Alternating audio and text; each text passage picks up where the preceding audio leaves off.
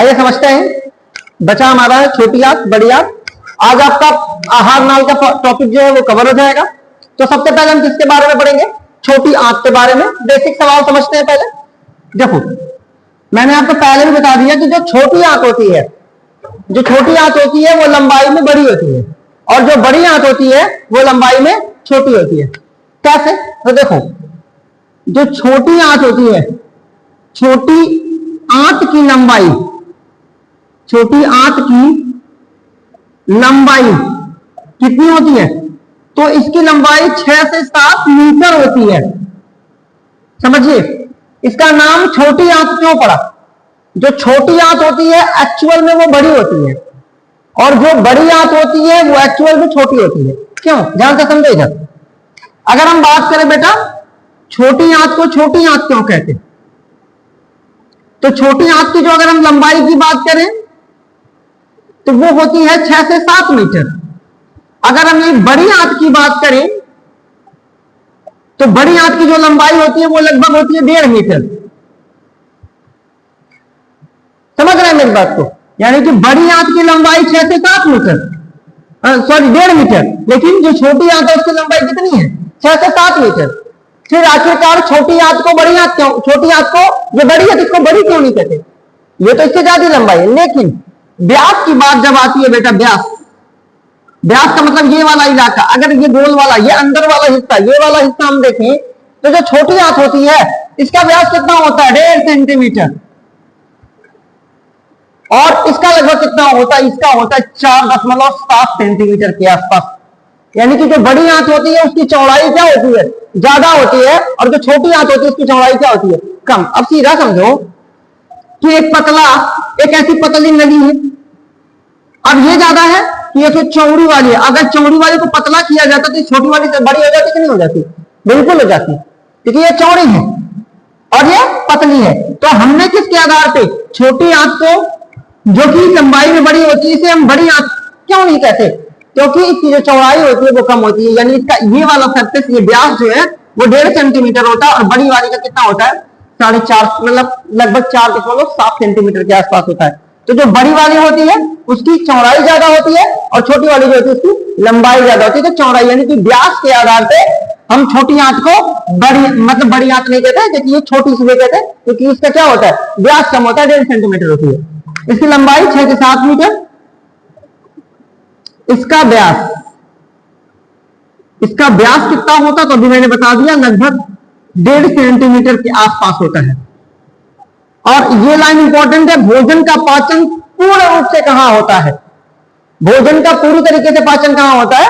तो लिख सकते हैं, भोजन का पूर्ण पाचन कहां होता है? छोटी आंत में होता है, छोटी आंत में होता है। यानी कि भोजन का सबसे ज्यादा पाचन कहां होता है? छोटी आंत में। अगर एक फिगर आपने देखा होगा, यही बना दे रहा हूं, आ जाएगा। अगर आपने ये वाला पोर्शन देखा होगा, फिगर पे मत कमेंट करिएगा, ये वाला पोर्शन, अगर यहां से ग्रहणी आया, ये वाला जो हिस्सा होता है ये होती है हमारी छोटी आंत, ये होती है छोटी आंत, ये होती है छोटी आंत। और मैंने आपको पढ़ाया था कि छोटी आंत में ऐसे छोटे छोटे छोटे छोटे दाने के समान संरचनाएं पाई जाती हैं। तो आप लिखेंगे, इसमें रसांकुर पाए जाते हैं, रसांकुर पाए जाते हैं। अब कहेंगे सर रसांकुर क्या काम करता है भाई? पाए जाते हैं जो भोजन का पाचन करते हैं। सोचिए, अगर ये छोटी आंत है आपकी, यहां पे ये तो ग्रहणी हो गया। अब अगर ये जो छोटी आंत है इसके अंदर आपको छोटे छोटे, मतलब ये संरचना कैसी होती है? ऐसे गोल, ऐसे ऐसे गोल, ऐसे, इनको हम विली, अंग्रेजी में हम विली कहते हैं, इसको हिंदी में क्या कहते हैं? रसांकुर कहते हैं। ये भोजन के पाचन में क्या करते हैं? सहायता करते हैं। अब यही लगे हाथ समझो, यहां से लेकर यहां तक तो ग्रहणी है, ये यहां से लेकर यहां तक क्या है? ग्रहणी। ये वाला हिस्सा क्या है आपका? यहां से लेकर यहां तक का जो हिस्सा, ये तो ग्रहणी है। इसके बाद ये वाला जो हिस्सा है, सबसे ज्यादा भोजन का पाचन कौन करता है? ये वाला हिस्सा करता है। ये क्या क्या पचाता है? तो ध्यान से समझो, लिख दूं मैं आपको। इसका मध्य भाग या मध्यांतर कार्बोहाइड्रेट,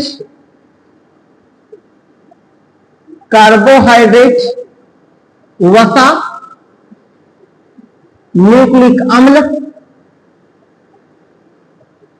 आदि का पाचन करता है। समझो, और याद रखना कि पाचन अंतिम चरण है ना। पाचन वो तो क्या, पाचन पूर्ण रूप से कहां होता है? छोटी आंत में होता है। बड़ी आंत में भोजन का पाचन होता ही नहीं। अगर कभी कोई पूछे कि क्या बड़ी, अब यहां देखो, यहां पे जहां जाके छोटी आंत बड़ी आंत से मिलती है, यहां पे एक कपाट पाया जाता है। कपाट का मतलब होता है वाल्व पाया जाता है, जो भोजन, जरूरी नहीं कि हमेशा भोजन के बीच नहीं, ये बंद रहता है। जब यहां से होके भोजन, अपच भोजन जो होता है जिसमें पानी की मात्रा होती है, कभी कभी उसमें मिनरल्स भी यहां चले जाते हैं, और जब मिनरल्स यहां चले जाते हैं तो फिर बड़ी आंत इसको क्या करती है? लुगदी नुमा बना के, अब आगे बड़ी आंत को ही समझने थोड़ा सा। अगला है आपका बड़ी आंत। बड़ी आंत, तो इसके बारे में कुछ ज्यादा नहीं पढ़ना है, यहां से सवाल बस एक दो टॉपिक बनेंगे कि छोटी आंत की लंबाई कितनी होती है, बड़ी आंत की लंबाई कितनी होती है ना, और छोटी आंत भोजन का पाचन करती है, छोटी आंत के अगले हिस्से में किसका पाचन होता है? बस छोटी आंत के अगले ये वाला जो हिस्सा है इसमें किसका पाचन होता है? कार्बोहाइड्रेट, वसा और न्यूक्लिक अम्ल का। अब मैंने अगले हिस्से में ये वाला टॉपिक आपको क्यों नहीं बताया कि ये तो ग्रहणु है, तो छोटी आंत का अगला हिस्सा तो ये है, ठीक है। और इसमें रसांतर वाली लाइन याद रखिएगा, ये वाली लाइन, ठीक है। आगे अगर बड़ी आंत, तो क्या लिखेंगे? बड़ी आंत की लंबाई, बड़ी आंत की लंबाई कितनी होती है भाई मेरे, है ना। तो बड़ी आंत कितनी होती है? लगभग 1.5 मीटर होती है, 1.5 मीटर के आसपास होती है। अगर हम इसकी चौड़ाई की बात कर लें, यानी कि इसका व्यास, तो इसका व्यास कितना होता है? तो इसका व्यास होता है 4.7 सेंटीमीटर। यही रीजन है इसकी, इस वाले गुण के कारण हम बड़ी आंत को क्या कहते हैं? बड़ी आंत कहते हैं। और लिख देंगे यह जल व खनिज का अवशोषण करता है। और याद रखिएगा ये लाइन इंपॉर्टेंट करके, बड़ी आंत में भोजन का पाचन नहीं होता, यानी कि बड़ी आंत जो है वो भोजन का पाचन करती ही नहीं करती। तो ये रहा आपका आहार नाल। अच्छा, यहां तो भोजन हो जाएगा, यहां एक संरचना पाई जाती है क्रोमोसोम परिशेषिका, मैंने वो आपको पहले ही बता दिया। इसके बाद भोजन यहां से जाएगा बेटे, यहां होके आएगा, और इसके बाद जो बचा हुआ अपच भोजन होता है, बिल्कुल खराब पदार्थ, ये होता है हमारा मलाशय, जो जिसे हम अपशिष्ट पदार्थ को शरीर से क्या कर देते हैं? बाहर कर देते हैं। तो ये आहार नाल का कॉन्सेप्ट आपका खत्म। मुख आपने पढ़ लिया, जीभ आपने पढ़ लिया, दांत आपने पढ़ लिया, समझ रहे हैं? ग्रसनी आपने पढ़ लिया, आहार नाल आपने पढ़ लिया, आहार नली या ग्रास नली पढ़ लिया आपने, आमाशय आपने पढ़ लिया, लीवर आगे हमें पढ़ रहा है, जिसको ग्रंथि में पढ़ना है, फिर भी बेसिक मैंने आपको समझाया, अग्नाशय को आपको बेसिक समझाया, और उसके बाद छोटी आंत हो गया आपका, बड़ी आंत हो गया आपका। तो ये रहे आपके आहार नाल से संबंधित जो अंग है, ये आपके कवर हो गए। अभी हमें किसके बारे में समझना है? अब बची है आपकी केवल पाचक ग्रंथियां, जिसमें आपको लीवर पढ़ना है, अग्नाशय पढ़ना है, और मुख में पाई जाने वाली लाल ग्रंथियों के बारे में पढ़ना है। इसके बाद आपका आहार नाल का पूरा कॉन्सेप्ट क्या हो जाएगा? खत्म हो जाएगा। आप इसको फटाफट क्या करिए, तब तक इसको फटाफट नोट करिए। आगे हम समझेंगे किसके बारे में? समझेंगे हम पाचक ग्रंथियों के बारे में। जल्दी से नोट करिएगा। आगे समझते हैं लाल ग्रंथियां के बारे में ना। देखो हमें टोटल कितनी लाल ग्रंथियां पढ़ना है? तो पहले हम पढ़ेंगे मुख में। मुख में लाल ग्रंथियां, यहां से जो सबसे ज्यादा पूछा जाने वाला सवाल है कि लार में कौन सा एंजाइम पाया जाता, 1 नंबर का बहुविकल्पी। दूसरा पूछा जाता है कि मनुष्य के मुख में कितनी जोड़ी लार ग्रंथियां पाई जाती हैं, यानी कि जो लार ग्रंथियां होती हैं वो जोड़ी में होती हैं। और टोटल मैंने आपको शुरू में ही बता दिया कि मनुष्य के मुख में कितनी जोड़ी, 3 जोड़ी लार ग्रंथियां पाई जाती हैं। इनके बारे में समझ लो। पहली कौन सी होती है? तो पहली होती है कर्णपूर्व। पहली कौन सी होती है? तो पहली होती है कर्णपूर्व ग्रंथि। याद करने का सबसे आसान तरीका बता रहा हूं। कर्ण माने कान, पूर्व मतलब पहले। हमारा ये जो जबड़ा है, ये जो नीचे का जबड़ा है, इसके पिछले वाले हिस्से पे कौन सी ग्रंथि पाई जाती है? कर्ण ग्रंथि पाई जाती है, कर्ण पूर्व ग्रंथि पाई जाती है। और याद रखो यहीं से सवाल बनता है। लार में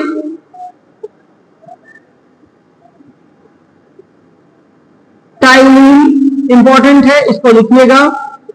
लार में कौन सा एंजाइम पाया जाता है? तो लार में टाइलिन नामक एंजाइम पाया जाता है। लार में कौन सा एंजाइम पाया जाता है? टाइलिन। अब कभी कभी पूछ दे कि पसीने में कौन सा एंजाइम पाया जाता है, तो आपने गर्मी में देखा होगा कि आपके शर्ट के ऊपर जगह जगह व्हाइट व्हाइट कलर का धब्बा बन जाता है। वो क्या होता है? वो होता है लाइसोजाइम। जो धब्बा बनने का कारण होता है वो क्या होता है? वो होता है लाइसोजाइम। लार में कौन सा एंजाइम पाया जाता है? तो वो पाया जाता है टाइलिन, जो कि कर्णपूर्व ग्रंथि मुख्य रूप से स्रावित करती है। इसी को एमाइलेज भी कहा जाता है। एमाइलेज, ये भी याद रखिएगा। पता चला अगर ऑप्शन में ये आ गया तो आप गायब मत होइएगा, ठीक है। दूसरी ग्रंथि का नाम क्या होता है? अधोहन। मैं आपको तरीके बता रहा हूं, याद करना। हन माने होता है ठुड्डी। आपने नाम सुना होगा हनुमान, है ना? मतलब हनुमान, क्योंकि उनका जो ठुड्डी थी वो फूली हुई थी। इंद्र ने जब मारा था उन्हें, तो ये उनका ये ठुड्डी फूल गई थी ना, इसीलिए उनका नाम हनुमान पड़ा था। हनु की वजह से उनका मान बढ़ा था, इसीलिए उनका नाम क्या? हनुमान था। तो ठुड्डी ये कहां पाई जाती है? गाल के पास। ये कहां लिखेंगे? यह कपोलों के पास पाई जाती है। कपोलों के पास पाई जाती है। इससे जितने सवाल महत्वपूर्ण है वो मैं लिख दे रहा हूं। और तीसरी आपकी होती है अधोजिह्वा। ये इंपॉर्टेंट है, यहां से सवाल बनते हैं। अधोजिह्वा का मतलब क्या होता है? जब आप फुल्की या आपका कोई फेवरेट वाला खाना देखते हो तो आप देखते हैं कि आपके मुख के आगे वाले हिस्से में यहां पानी भर जाता है, जहां दांत आपका अगला खत्म है, जीभ के नीचे। इसको बोलते हैं अधोजिह्वा ग्रंथि। वो एक्चुअल में ये वाली ग्रंथि भी जो बेटा है ना, ये वाली जो ग्रंथि है अधोहनु, ये आपके जीभ के पिछले वाले हिस्से से है, लेकिन वो नली की आके खुलती है, ये लार यही भरती है। लेकिन जो यहाँ मुख्य रूप से जो ज्यादा लार भरती है वो किस ग्रंथि की भरती है? अधोजिह्वा। अधोजिह्वा मतलब जीभ के नीचे लार ग्रंथि, जो कृंतक दांत होता है उसके नीचे, उसके बगल में पाई जाती है अधोजिह्वा। समझ गए? अब नोट करके क्या लिखो? नोट करके क्या लिखो? प्रतिदिन, बहुविकल्पी सवाल, प्रतिदिन मानव कितनी लार का श्रवण करता है? तो लिखेंगे प्रतिदिन मानव 1.5 लीटर यानी 1.5 लीटर लार का श्रवण करता है। ठीक है, आगे। लार भोजन के पाचन में सहायता करती है। और एक बात और, ये वाली लाइन जो हमने लिखा है, तो आप लिखेंगे एमाइलेज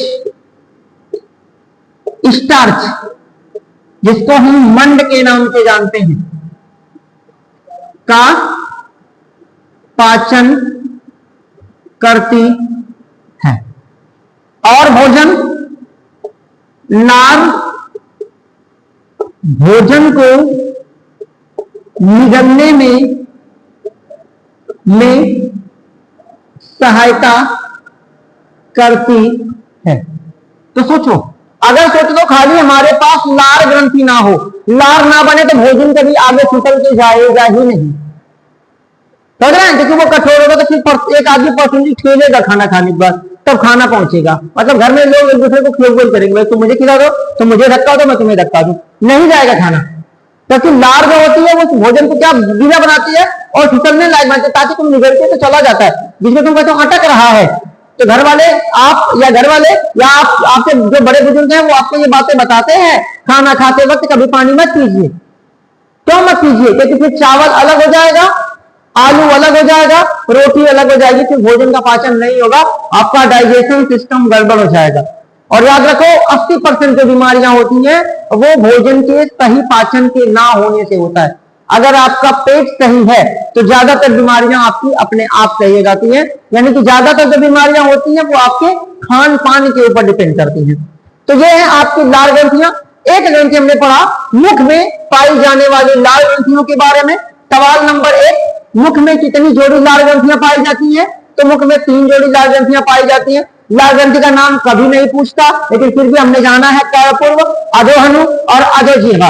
कर्णपूर्व कहां पाई जाती है? तो कान के पास पाई जाती है, यानी कि जहां निचला जबड़ा खत्म होता है वहां। दूसरी होती है कपोल में, यानी गाल के पास पाई जाती है। तीसरी होती है जीभ के नीचे। लार में कौन सा एंजाइम पाया जाता है? टाइलिन पाया जाता है। एक दिन में मनुष्य कितना लार का स्रावन कर देता है? लगभग 1.5 लीटर। ये भोजन को पचाने में मदद करती है, ये भोजन को निगलने में क्या करती है? सहायता करती है। तो ये है आपका लार। आगे भी आपका बचा हुआ है अग्नाशय और एक आपका बचा हुआ है लीवर। और फिर भोजन के पाचन के कुछ चरण हैं, जैसे भोजन का अंतर्ग्रहण, पाचन, अवशोषण, सांघीकरण, बहिक्षेपण। फिर आपका ये चैप्टर खत्म। 2 से 3 क्लास में आपका ये चैप्टर कवर हो जाएगा। इसको नोट डाउन करें। Best of luck.